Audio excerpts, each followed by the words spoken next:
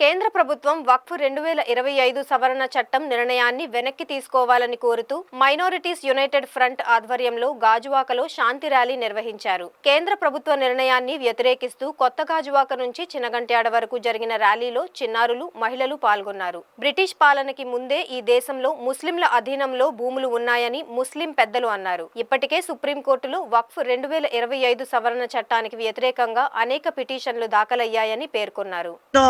అఖండ ప్రధానికానికి అస్సలాము అలైకుం. Minority United front నుంచి నేను మాట్లాడుతున్నాను.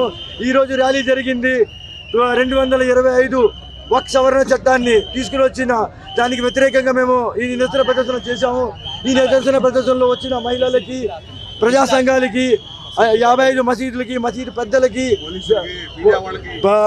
సభ్యులకి, సిపిఐ సిపిఎం ప్రజా సంఘాలకి, పోలీసులకి, మీడియా ప్రతినిధులకి అందరికీ ధన్యవాదాలు, కృతజ్ఞతలు అందజేస్తున్నాను. మీరందరూ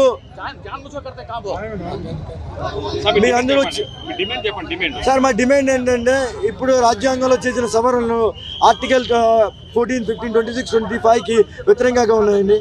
ఇవి మా మత సామరస్యానికి విపరీతం. మా ఆస్తులను మేము పరిరక్షించుకోవడానికి వీలు కాకుండా చేస్తున్నాయి.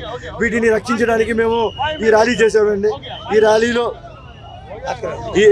ర్యాలీలో ఇప్పుడు పాల్గొన్నదంతా వక్ఫ్ చట్టానికి వ్యతిరేకంగా సుప్రీంకోర్టు ఇచ్చిన జడ్జిమెంట్ మేము ఆహ్వానిస్తున్నాం. ఇలాంటివి ఇంకా ఫ్యూచర్లో జరగకుండా ఇప్పుడు జరిగిన చట్టాన్ని ఇమీడియట్గా రీకాల్ చేసుకోవాల్సిందిగా కేంద్ర ప్రభుత్వాన్ని విజ్ఞప్తి చేస్తున్నాం.